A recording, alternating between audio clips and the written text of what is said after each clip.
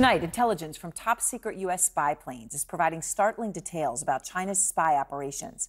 We are learning that images taken of the spy balloons by high-altitude U-2 planes show in detail 5 antennas and huge solar panels, the kind of technology that gave the Chinese not just the ability to listen to U.S. communications and to pinpoint exactly where they were coming from, who they were coming from.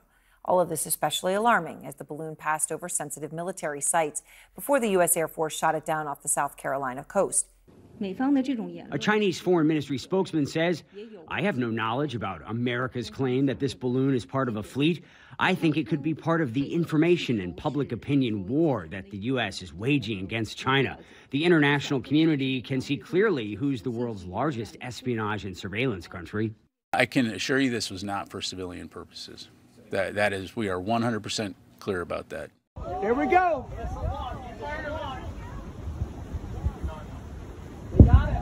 Boom! Wow!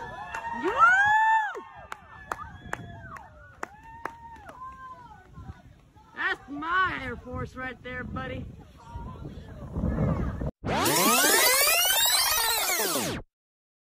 Earlier this year, the nation was captivated by a Chinese spy balloon drifting across North America.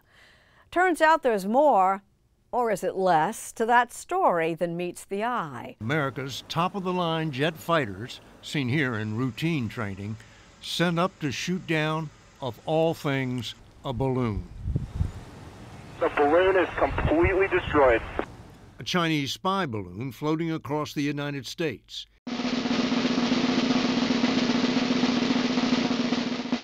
Now, 7 months later, General Mark Milley, chairman of the Joint Chiefs of Staff, tells CBS Sunday Morning the balloon wasn't spying. What the hell are you talking about?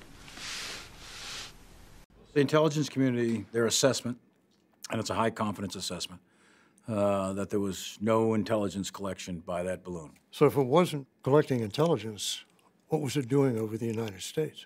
Why was it over the United States? There's various theories. The balloon had been headed toward Hawaii, but the winds at 60,000 feet apparently took over. At altitude, those winds are very high.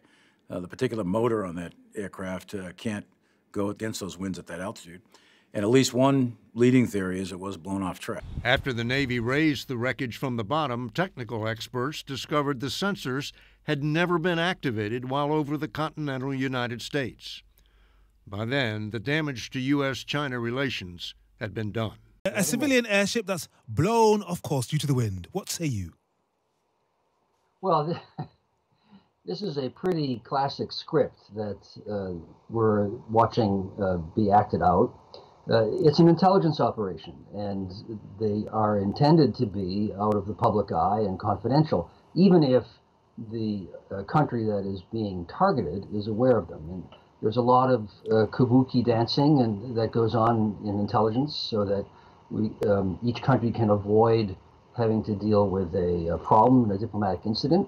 But when there is a flap, which is the CIA term for when an operation goes wrong, then there are classic steps that play out.